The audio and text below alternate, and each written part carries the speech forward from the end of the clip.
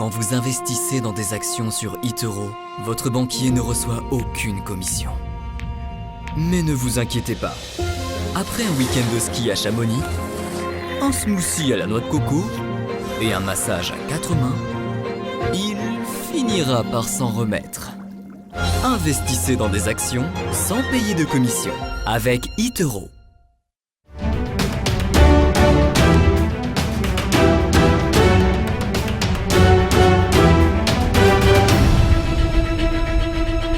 En ce moment, on est nombreux à utiliser Teams, Microsoft pour faire de la visioconférence. Oui. Parlez-nous de Microsoft si vous le voulez bien.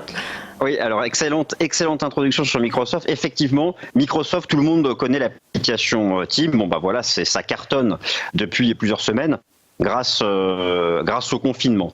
Alors, Microsoft, c'est finalement le même topo qu'Apple, sauf que Microsoft, c'est la première capitalisation boursière du Nasdaq et donc mondiale. Alors, sur le plan des fondamentaux, rien à signaler, puisqu'au contraire, comme Apple, Microsoft a démontré sa capacité à rester en croissance dans tout type d'environnement, et spécifiquement l'environnement Covid, grâce à ces applications qui permettent aux personnes de rester connectées à distance. Alors, d'un point de vue de la saisonnalité, on entre dans une période qui est historiquement baissière pour le marché action, en tout cas prise de bénéfices. Et à l'image de ce qu'on a vu à l'instant sur Apple, le message de l'analyse technique sur Microsoft, ce n'est pas celui d'une chute à venir, mais d'une phase de prise de bénéfices. Donc le graphique qui est sous vos yeux dévoile les bougies japonaises en données journalières. Le scénario technique de la semaine est un retracement en direction des $160 grand maximum. Bon, cela se traduit nécessairement par un retracement des indices Nasdaq et aussi du S&P 500, l'indice